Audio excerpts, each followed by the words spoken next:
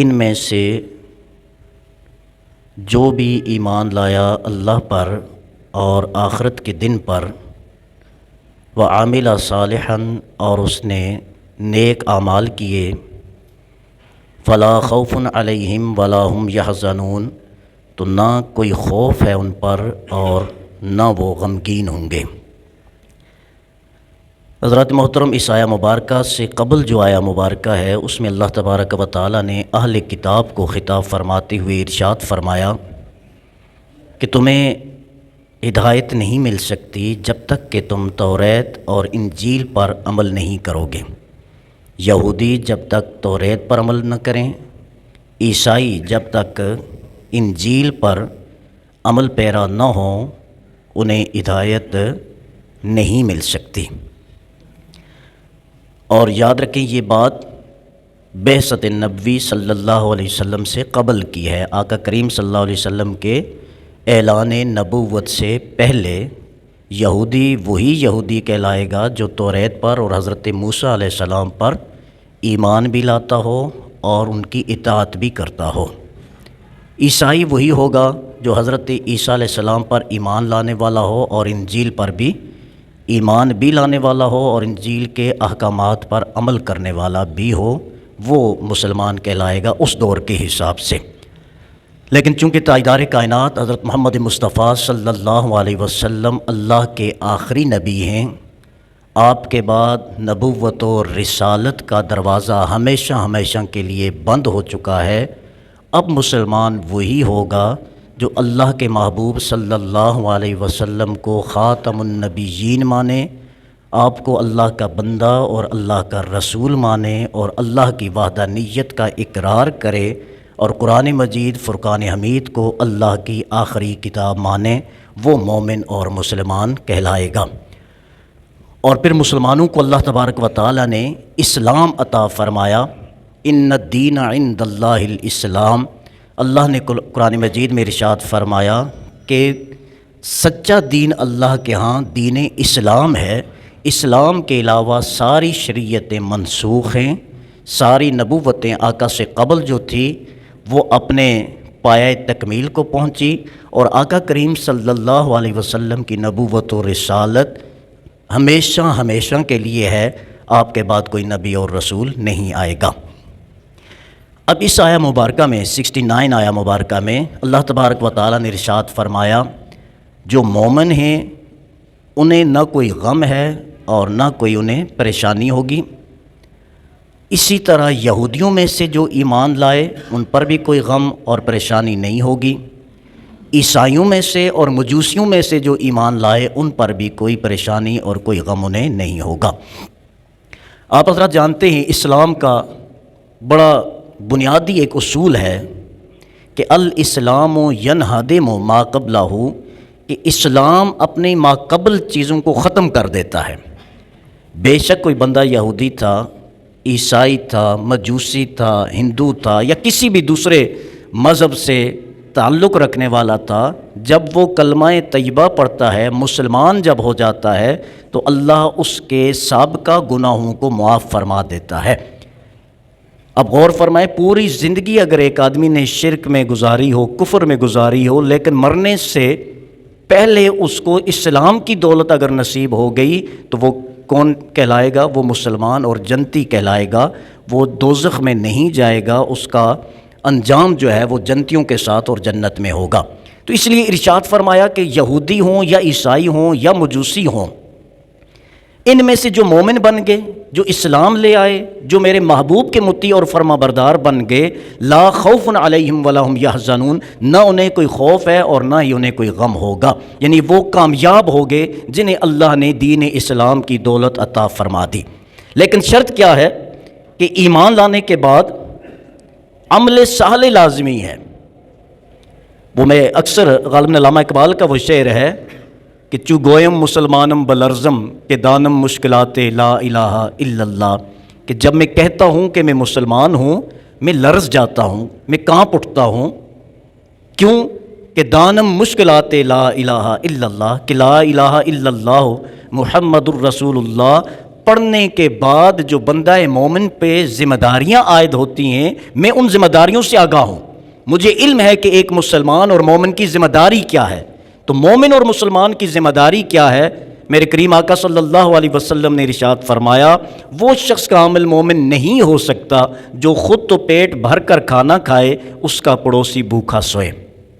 مومن کی ذمہ داری یہ ہے، آقا صلی اللہ علیہ وسلم نے ارشاد فرمایا، مومنین میں سب سے اکمل کامل مومن وہ ہے جو دوسرے لوگوں کے لیے سب سے زیادہ نفع بخش ہو، نفع مند ہو، وہ مومن ہے، وہ کامل مومن ہے۔ میرے آقا صلی اللہ علیہ وسلم نے ارشاد فرمایا کہ بعض اوقات اچھے اخلاق والے لوگ جو ہیں وہ عبادت گزاروں پر بھی فوقیت اور افضلیت لے جاتے ہیں۔ حدیث شریف میں ہے کہ انصار کا ایک شخص آقا صلی اللہ علیہ وسلم کی خدمت میں حاضر ہوا اور عرض کرنے لگا، یا رسول اللہ صلی اللہ علیہ وسلم، مومنوں میں سے سب سے بہترین مومن کون ہے؟ مومنوں میں سے بہترین مومن کون ہے؟ تو آقا صلی اللہ علیہ وسلم نے ارشاد فرمایا، احسنہم خلقا، جس کا اخلاق سب سے زیادہ اچھا ہے وہ مومن سب سے زیادہ اچھا ہے۔ خلق جس کا اچھا ہے، اخلاق جس کا اچھا ہے، وہ مومنوں میں سے اتنا ہی اچھا مومن ہے۔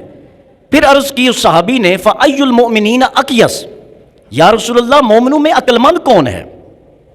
عقل والا کون ہے؟ خرد والا کون ہے؟ دانا کون ہے؟ دانش مند کون ہے؟ تو آقا صلی اللہ علیہ وسلم نے ارشاد فرمایا، اکثرہم للموت ذکرا، مومنوں میں عقل مند مومن وہ ہے جو موت کو سب سے زیادہ یاد کرتا ہے۔ وَأَحْسَنُهُمْ لِمَا بَعْدَهُ اسْتِعْدَادًا، اور موت کے بعد آنے والی زندگی کے لیے اپنی طاقت کے مطابق زیادہ سے زیادہ محنت جو کرتا ہے وہ عقل مند مومن ہے۔ تو اس حدیث میں دو باتیں ارشاد فرمائی کہ افضل مومن کون ہے؟ مومنوں میں افضل وہ ہے جس کا اخلاق اچھا ہو۔ یاد رکھیں، عبادت کا تعلق اللہ رب العزت کی ذات اقدس سے ہے، اور اللہ صمد ہے، بے نیاز ہے، وہ جس کو چاہے معافی عطا فرما دے، وہ جس کو چاہے اپنی شان کے مطابق اس کو نواز دے، سرفراز دے۔ لیکن خلق کا تعلق، اخلاق کا تعلق جو ہے وہ بندوں سے ہے، حقوق العباد کے ساتھ ہے، اور اللہ تعالیٰ بندوں کے حقوق معاف نہیں فرماتا۔ تو اس لیے ارشاد فرمایا، اگر مومنوں میں تم افضل مومن بننا چاہتے ہو تو اپنا اخلاق درست کر لو، اپنا کردار درست کر لو، اپنا رویہ درست کر لو، اپنا بیہیویئر جو ہے اس کو درست کر لو۔ اگر تمہارا اخلاق درست ہو گیا تو تم مومنوں میں سے افضل مومن بن جاؤ گے۔ نبی اکرم صلی اللہ علیہ وسلم نے ارشاد فرمایا، جو شخص مجھے دو چیزوں کی گارنٹی عطا دے میں اسے جنت کی گارنٹی اور ضمانت دیتا ہوں۔ ارشاد فرمایا، جو اپنی شرمگاہ اور اپنی زبان کی گارنٹی دے انہیں کنٹرول میں رکھے گا، میں محمد صلی اللہ علیہ وسلم اسے جنت کی ضمانت دیتا ہوں۔ اور آپ حضرات جانتے ہیں، بڑا مشہور مقولہ اور کہاوت ہے کہ تلوار کا زخم بھر جاتا ہے، زبان کا زخم کبھی بھرتا نہیں ہے۔ حالانکہ بظاہر کوئی نشان چوٹ نہیں ہوتی، لیکن مرتے دم تک وہ جو زبان کی صورت میں زخم دیا ہوا ہوتا ہے، بندہ اسے بھول چاہنے کے باوجود بھولنا چاہتا ہے، اس کے باوجود وہ نہیں بھول سکتا۔ تو اس لیے فرمایا، زبان کو جو بندہ اپنے کنٹرول میں کر لیتا ہے وہ جنت کی ضمانت مجھ محمد صلی اللہ علیہ وسلم سے لے۔ تو اس لیے ارشاد فرمایا کہ افضل مومن وہ ہے جو دوسرے لوگوں کے لیے نفع بخش ہوگا، دوسروں کے لیے فائدہ مند ہوگا، دوسروں کے لیے آسانیاں پیدا کرنے والا ہوگا، دوسروں کے رستوں سے کانٹے اٹھانے والا ہوگا۔ نبی اکرم صلی اللہ علیہ وسلم نے ارشاد فرمایا، اماطۃ الاذی عن الطریق، یہ رستے سے جو کانٹا بھی اگر آپ اپنے پاؤں سے ہٹا دیتے ہیں، آقا نے فرمایا یہ بھی نیکی ہے۔ یہ بھی کیا ہے؟ نیکی ہے۔ رستے میں جا رہے ہوتے ہیں تو کئی جگہ پہ کوئی اینٹ پڑی ہوتی ہے، کوئی روڑا ہے، کوئی پتھر ہے، آقا نے فرمایا اگر اس کو کوئی ٹھوکر مار کے سائڈ پہ کر دے نا، اللہ اسے بھی نیکی عطا فرماتا ہے۔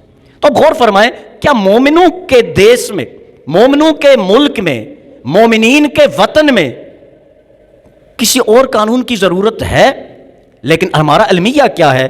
ہم جب ڈرائیو کر رہے ہوتے ہیں، رستے پہ جا رہے ہوتے ہیں، درمیان میں پتھر پڑا ہوتا ہے، ہر گاڑی سائڈ سے ہو کے گزر جائے گی، اس پتھر کو کوئی جو ہے اتر کے اٹھائے گا نہیں، حالانکہ یہ بہت بڑی نیکی ہے، ہم نہیں اٹھاتے۔ اور کوئی بھی چیز آپ غور فرمائیں، ذرہ برابر ہم ان چیزوں کا خیال نہیں رکھتے، حالانکہ یہ مفت کی جو ہے نیکیاں ہوتی ہیں، اور اس سے ہماری تربیت کا بھی اظہار ہوتا ہے۔ ہم اگر جو ہے چوراہے پر چوک پہ کھڑے ہو جائیں، اب غور فرمائیں، ہماری تربیت کا عالم یہ ہے کہ بے شک ٹریفک جیم کیوں نہ ہو جائے، ہم نے آگے نکلنے کے لیے جو ہے وائلیشن ضرور کرنی ہے کہ میں پہلے پہنچ جاؤں، اور پتہ چلے نکلنے کے بعد کیا کر رہے ہوتے ہیں وہ ایک، مجھے یاد آ گئی ایک تحریر میں نے پڑھی تھی، کوئی سیاح یہاں ہمارے ملک میں آیا، پاکستان میں آ گیا، تو وہ کہیں جا رہا تھا، گزرا، آگے پھاٹک بند تھا، ریل کا ٹائم تھا گزرنے کا، پھاٹک بند تھا، تو وہاں گاڑیاں رکی ہوئی تھی، ایک بندہ سائیکل پہ آیا اور اس نے دیکھا کہ وہ پھاٹک بند ہے، اس نے سائیکل کو اپنے کندھے پہ اٹھایا اور دوسری طرف سے جو ہے نا وہ ریل کی پٹڑی کراس کر کے آگے نکل گیا۔ وہ سیاح لکھتا ہے کہ میں بڑا حیران ہوا کہ دیکھیں کتنے محنتی لوگ ہیں، کتنے ٹائم کے پابند ہیں، یہ وقت ضائع نہیں کر رہا، اپنی جان جوکھم میں ڈال کے جو ہے اس نے وہ پٹڑی کراس کی اور آگے بڑھ گیا۔ تو وہ لکھتا ہے جب میں اس کے جو پھاٹک کھلنے کے بعد میں نکلا تو آگے جا کے دیکھا تو وہ گیم کھیل رہا تھا جو ہے نا ایک ہوٹل پہ بیٹھا ہوا۔ صبر اتنا نہیں کہ ہم ٹرین کے گزرنے کا انتظار کریں، اور فضول وقت اتنا ہے ہمارے پاس کہ ہم اس کھیل کے لیے جو ہے اپنی جان کو بھی داؤ پہ لگا دیتے ہیں۔ تو قومیں اس طرح نہیں بنتی، قومیں وقت کی پابندی کرنے کے ساتھ بنتی ہیں، اور ہمارا عالم وقت کی پابندی کا اگر غور فرمائے کہ اگر ہم مسجد میں بیٹھے ہوتے ہیں 1-2 منٹ، ابھی دیکھیں میرے خیال 2 منٹ اوپر ہو گئے، تو مجھے یقین ہے ہمارے جو 1/3 ہمارے دوست جو ہے ان کی نظر جو ہے میری طرف نہیں ہوگی، وہ اس گھڑی کی طرف ہوگی کہ وقت ضائع ہو گیا۔ لیکن جب ہم جاتے ہیں اور ڈرامہ دیکھنا شروع کرتے ہیں یا کھیل اور گپیں شروع کر دیتے ہیں، میرا خیال ہے کہ ہمیں گھنٹوں گزرنے کا کوئی احساس نہیں ہوتا۔ تو دوستو، المختصر یہ کہ ایمان لانا شرط ہے، نیک اعمال کرنے شرط ہیں۔ جس بندے کے اندر یہ 2 چیزیں جمع ہو جائیں، نہ اسے دنیا میں کوئی خوف ہے اور نہ اسے کوئی آخرت کا خوف ہے۔ اللہ دنیا میں بھی اس پر نظر رحمت فرمائے گا اور اللہ آخرت میں بھی اسے کامیابی عطا فرمائے گا۔ اور دوسری بات یہ ہے کہ ان جماعت اور قوم وطن سے نہیں دین سے بنتی ہے، اسلام سے بنتی ہے، مذہب سے قوم بنتی ہے، وطن سے نہیں۔ امت مسلمہ ایک قوم ہے، 1 نیشن تھیوری ہے امت مسلمہ، لیکن ہمارا المیہ یہ ہے کہ ہم اس بات کو لے کے بیٹھے ہوئے ہیں، ہنوز دلی دور است، ابھی دلی بہت دور ہے، یہ جنگ فلسطین میں ہو رہی ہے، مارے فلسطینی لوگ جا رہے ہیں، پاکستان بڑا دور ہے، سعودیہ بڑا دور ہے، فلاں ملک بڑا دور ہے۔ یاد رکھیں وقت آنے پہ یہ دوری نہیں رہتی۔ آگ پڑوسی کے گھر میں اگر ہو نا، اسے بجھا لیں سارے مل کے تو سب کے گھر بچ جاتے ہیں، اور اگر اس کا تماشا دیکھیں تو ایک پڑوسی کا گھر نہیں جلتا، پھر سب کے گھر جل جاتے ہیں۔ تو یہ ایک فلسطین نہیں جل رہا۔